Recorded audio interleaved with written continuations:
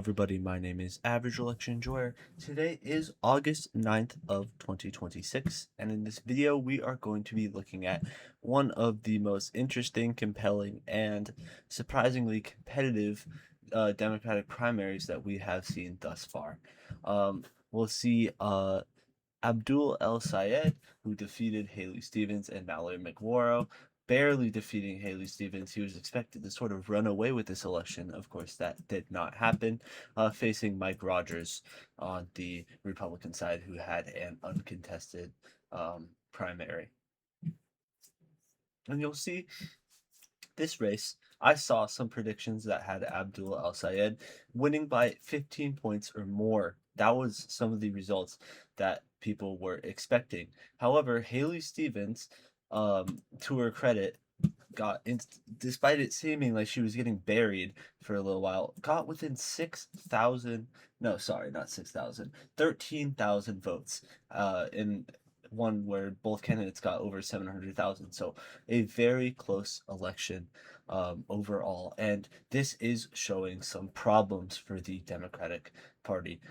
And I will get into those over the course of this video. Of course, I just want to look at this map, of course, where we can see each of the candidate strengths, where you see El-Sayed do pretty good in Lansing and some of these more urban, more progressive counties, getting a 13,000 vote plurality out of Lansing or out of Ingham County there.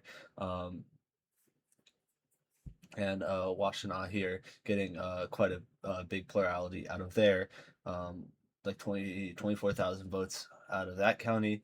And you see him and Kalamazoo right there. He got another 9,000 votes there. So he was racking up decent pluralities. Kent County, huge one. That's a lot of votes there. What's that? That's 28,000 votes there. So you could see El-Sayed's lead generated from a lot of these more urban, more progressive counties. But Haley Stevens did very well in some counties of her own. She actually won Oakland County. She won Wayne County. She won in Detroit. She won a lot of the African American vote in Michigan. Because African Americans, they do tend to, of course, vote liberal. They vote for the Democrats, but they are not very progressive voters. That is one very interesting thing to note about that voting demographic, is how African Americans, they do tend to vote very liberal, but they are not super progressive. Just a little interesting thing there. Something interesting to note.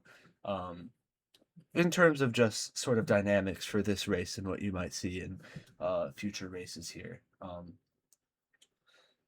And as I said, some of the problems that this shows for Abdul El-Sayed that I talked about earlier in the video is a good time to bring those up. First of all, for a progressive, this is not a very consolidated party that you're looking at.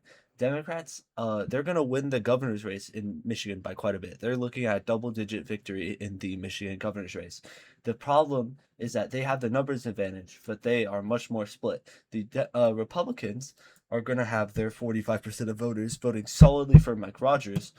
Now it's a problem for the Democrats with their 52% of voters, getting them to consolidate behind Abdul El-Sayed instead of having them not vote or vote for a third party or even vote for Mike Rogers, because split ticket still does exist in some of these more competitive states. So he's going to have some problems, or he's going to have some problems with consolidating the base. However, Haley Stevens, to her credit, has done a great job for the Democrats in terms of helping consolidate that vote. She came out, she endorsed El-Sayed, shook his hand, said it was she was defeated. She's not going to deny anything, and that she's going to be supporting him throughout this campaign. So she is doing the right thing in that regards. If you are a Democrat, if that's what you're rooting for, she is out there putting her career, not career, but she's out there, I mean, sticking with El Sayed, sort of, if you're a Democrat, looking at the bigger picture, putting aside any sort of progressive versus establishment grievances, and trying to beat the Republicans, which is definitely a more successful way of going about an election like this, rather than trying to make enemies here. Um, but this is going to be a definitely an interesting election because of trying to see if El Sayed can win over a lot of those establishment. If he can get up enough of margins in urban counties and not get, I mean, absolutely obliterated in the rurals, which might happen for progressives. Uh, if you know, in neighbor Wisconsin, they're running a progressive for governor. Well, she hasn't won her primary yet, but she's very favored, and that's going to be one of her problems is uh, not getting annihilated in the WoW counties and the rural areas, and just trying to do incredibly well in urban areas, which the progressives definitely has a chance of doing here. Um, it's going to be a very competitive Senate race. It's going to be more competitive than definitely a lot of its ones it's going to be ranked alongside. It's probably going to be more competitive than maybe Maine. It's probably going to be more competitive than Georgia and North Carolina, which is crazy to say because, Georgia and North Carolina have been solid red states historically, way more than Michigan.